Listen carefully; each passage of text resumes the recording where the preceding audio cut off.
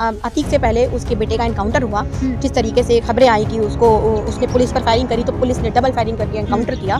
तो अतीक अहमद को जब उन लोगों ने मारा उस टाइम पर पुलिस क्या कर रही थी, पुलिस क्यों लाई? उन्होंने एक बात ये भी कही कि हमारी टीम खुद ऐसे जब माफिया और ऐसे गुंडे होते हैं तो मेडिकल करने के लिए वहाँ जाती है जेल में, तो क्यों नहीं ये चीज़ करी गई कि वहाँ मेडिकल किया जाए? अगर है तो सिर्फ अतीक अहमद के लिए क्यों है? जो लखीमपुर का जो हुआ था, केस हुआ था, जो गाड़ी चढ़ा दी गई थी, उन पर क्यों नहीं ताकत आसमानी बरस रही है? वो क्यों मिला दूंगा? उनकी इस बात को अपराधियों ने कुछ ज्यादा ही सीरियस ले लिया, गलत तरीके से ले लिया और वो अंजाम दे दिया। तो ऐसे बयान नहीं, मुझे लगता है नहीं देने चाहिए जो लोगों में हिम्मत डाल दें और वो इतना गलत बन जाती है तो आपको समझ नहीं आता आप सही कर रहे हैं या गलत कर रहे हैं। और जो ये अपराध हुआ उसके बाद गोली मारने के बाद ये नारा लगे तो कहीं ना कहीं आप हमारे राम को, अपने राम को आप बदनाम भी कर रहे हैं। ऐसा मत करिए।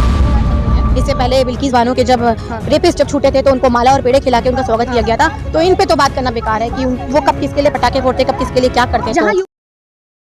अब हम क्या लग रहा है जिस तरीके से अतीक अहमद को पुलिस सुरक्षा के घेरे में गोली मार देना? जी देखिए, ये बिल्कुल ही गलत है कि आज पुलिस कस्टडी के बीच में, मीडिया के बीच में आकर अतीक अहमद को कोई भी गोली, अतीक की जगह कोई भी हो, अतीक अहमद माफिया था, गुंडा था, जो भी कुछ था, लेकिन वो हमारे न्यायालय के बीच में था। हमारा जो कॉन्स्टिट्यूशन है, हमारा जो लॉ एंड ऑर्डर है, वो सज़ा उसको देता, ना कि कोई भी आके उसको सज़ा दे, उसको मारे। और पुलिस कस्टडी के बीच में से अगर कोई भी आके आपको मार रहा है तो ये वाकई में सुरक्षा पर सवाल उठाने वाला है आज। लेकिन कहीं ना कहीं ये भी देखा गया जिस तरीके से लाइव कैमरे पे ऐसी घटना होना और वहीं पुलिस वालों की तरफ से एक फायरिंग भी ना होना। देखिए यही तो बात है कि इसकी जांच होनी चाहिए कि पुलिस कस्टडी के बीच में से, मीडिया के बीच में से 3 लोग आए और अंधाधुंध फायरिंग करके उन दोनों माफियाओं को, गुंडों को मार गिराया। उसके बाद पुलिस की तरफ से कोई फायरिंग नहीं हो पाई, उनके पास मैंने देखा कोई हथियार नहीं थे।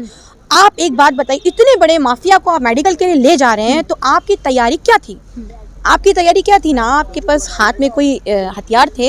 यूपी में एनकाउंटर आप देखते हैं, अतीक से पहले उसके बेटे का एनकाउंटर हुआ, जिस तरीके से खबरें आई कि उसने पुलिस पर फायरिंग करी तो पुलिस ने डबल फायरिंग करके एनकाउंटर किया।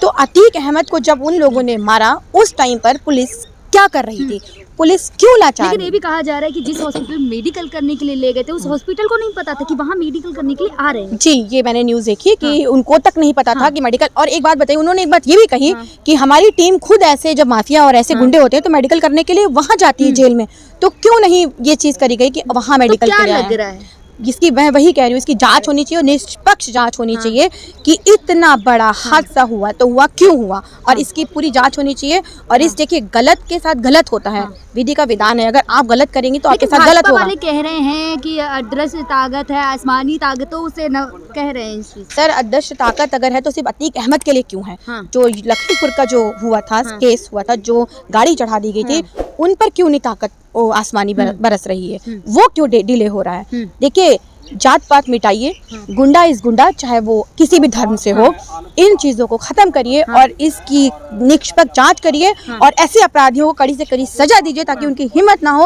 और क्या लग रहा है, जहां एक तरफ योगी जी का पहले बयान आया था मिट्टी में मिला देंगे, मिट्टी में मिला देंगे, जी, उससे पहले योगी जी ने आपने देखे होंगे कि वो जिस तरीके का उन्होंने बोला कि मिट्टी में मिला दूंगा, उनकी इस बात को अपराधियों ने कुछ ज्यादा ही सीरियस ले लिया, गलत तरीके से ले लिया और वो अंजाम दे दिया। तो ऐसे बयान नहीं, मुझे लगता है नहीं देने चाहिए जो लोगों में हिम्मत डाल दें और वो इतना गलत काम कर दें। आज आप देखिए, यूपी में एक बच्चे को भी मार गिराया, 2 लोगों ने बाइक से आए और उसको शूट कर दिया। जा रहा है राम राज है, लगातार योगी सरकार दावे करती है राम राज है यूपी में। राम राज, अगर राम, एक बात, जो राम थे, आप लोगों को एक बार फिर से राम के बारे में पढ़ना चाहिए, राम जी के बारे में पढ़ना चाहिए। वो कितने हम्बल थे, उन्होंने अपनी चीजें छोड़ दी अपनों के लिए। राम वो थे, राम वो नहीं थे जो इस तरीके की चीजें करते आए। तो राम राज को भी पढ़ना चाहिए। लेकिन जिनने फायरिंग करी है, अगर जब उनको पुलिस वालों ने पकड़ा तो वो जय श्री राम के नारे लगाते हुए नजर आए। किस तरफ दर्शा रहे हैं ये नारे? मैं आपको यही बोल रही हूँ, जब नफरत इतनी दिलों में बढ़ा दी जाती है, जात पात इतना ज्यादा बढ़ा दिया जाता है, तो आंखों पर बिल्कुल अंधी पट्टी बन जाती है। और वो जो पट्टी बन जाती है तो आपको समझ नहीं आता आप सही कर रहे हैं या गलत कर रहे हैं। और जो ये अपराध हुआ उसके बाद गोली मारने के बाद ये नारा लगे तो कहीं ना कहीं आप हमारे राम को, अपने राम को आप बदनाम भी कर रहे हैं। अतीक अहमद का जो लास्ट लफ्ज थे वो हिंदू मुस्लिम करके कुछ कहना चाह रहे थे। देखिए, अतीक अहमद कुछ बताना चाह रहे थे और बताने से पहले ही उनको शूट कर दिया गया। इसीलिए इन सब की निष्पक्ष जांच होनी चाहिए कि वो क्या बताना चाह रहे थे और ये कैसे शूट हो गया पुलिस कस्टडी में मीडिया के सामने। तो मुझे लगता है इसकी कड़ी से कड़ी जांच होनी चाहिए और सबसे बड़ी बात निष्पक्ष जांच होनी लेकिन चाहिए। जहाँ एक तरफ हमारी भारत की मीडिया जो है वो कह रही है आतंकवादी हैं, हमलावर हैं, गुंडे हैं, लेकिन वहीं विदेशी मीडिया कह रही है एक राजनीतिक नेता की हत्या कर दी गई। देखिए मैं क्या कहती हूँ वो गुंडे थे, वो माफिया थे, वो पूर्व सांसद भी थे, वो सब थे, लेकिन उनसे बड़ा हमारा कोर्ट है, हमारा कानून है।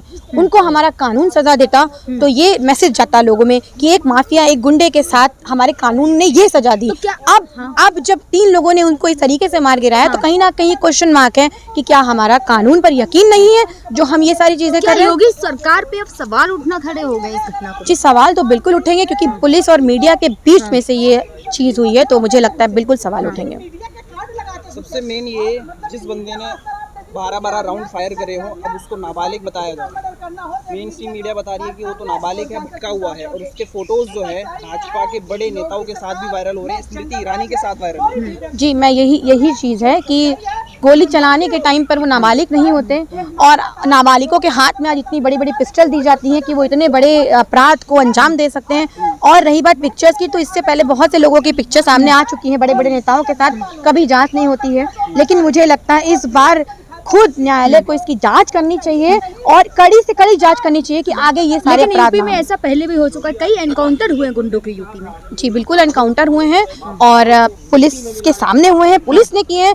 तो जिस टाइम अतीक अहमद को मारा जा रहा था उस टाइम पुलिस इतनी निहत्ती थी, उनके पास कुछ नहीं था। क्योंकि मैंने तो हमेशा से यही पुलिस की तरफ से देखा है कि अगर कोई गलत फायरिंग कर रहा है या पुलिस को जानलेवा हमला करे, असद का ही देख लीजिए, पुलिस ने डबल फायरिंग करके उसका एनकाउंटर कर दिया। तो जिस टाइम अतीक को मारा जा रहा था उस टाइम पुलिस बिल्कुल नहीं हत्ती थी। कुछ साजिश से किसी मिली साजिश लग रही है किसी की। देखिए ये जो भी एरा है इसकी पूरी जांच होनी चाहिए क्योंकि ये हम लोग सबके दिमाग से और पहुंच से बाहर है कि पुलिस के सामने और मीडिया के सामने क्यों हुआ। लड़ाई भी है क्योंकि कहा जा रहा है 2007 में जब योगी जी रोए थे उसी का बदला ले रहे हैं। उन्होंने कहा था कि मुझे परेशान किया जा रहा है। देखिए उसी का बदला ये वर्चस्व की आपसी लड़ाई कानूनी तरीके से।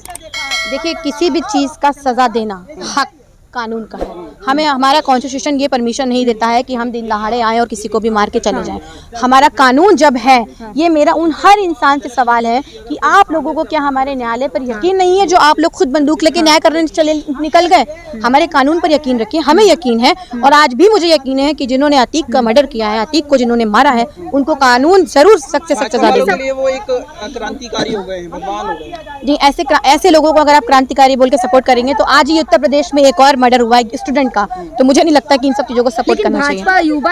भाजपा के जो युवा नेता हैं वो कल देखा नहीं आपने जश्न मना रहे थे, पटाखे छोड़े जा रहे थे। देखिए ये तो उनके लिए कोई बड़ी बात नहीं है। इससे पहले बिल्किस बानो के जब रेपिस्ट जब छूटे थे तो उनको माला और पेड़े खिला के उनका स्वागत किया गया था। तो इन पे तो बात करना बेकार है कि वो कब किसके लिए पटाखे फोड़ते, कब किसके लिए क्या करते हैं। जहाँ यूपी में एक तरफ लॉ एंड ऑर्डर की बात की जाती है, काफी लॉ एंड ऑर्डर की यूपी में बात की जाती है। जी तो वही लॉ एंड ऑर्डर को मजबूत करना चाहिए ना जिनकी आप बात करते हैं, क्योंकि ये जो हत्या हुई है उसमें लॉ एंड ऑर्डर तो कहीं नहीं दिख रहा है। और मैं चाहती हूँ कि इस पर योगी जी हो या फिर और विपक्ष के और सत्ता के नेता हो, योगी जी हो या फिर भाजपा के और नेता, कहीं ना कहीं शांत दिख रहे हैं। देखिए ये जो हत्या हुआ है, ये जो हुआ है, इस पे अभी लोगों को कुछ समझ में भी नहीं आ रहा है कि क्या हुआ है, क्योंकि इस पुलिस के बीच में मीडिया के बीच में मारना किसी को ये बहुत सवालों को खड़ा करता है और इन सवालों के जवाब हमें ढूंढने चाहिए। मुझे लगता है यही हम सबको भी करना चाहिए।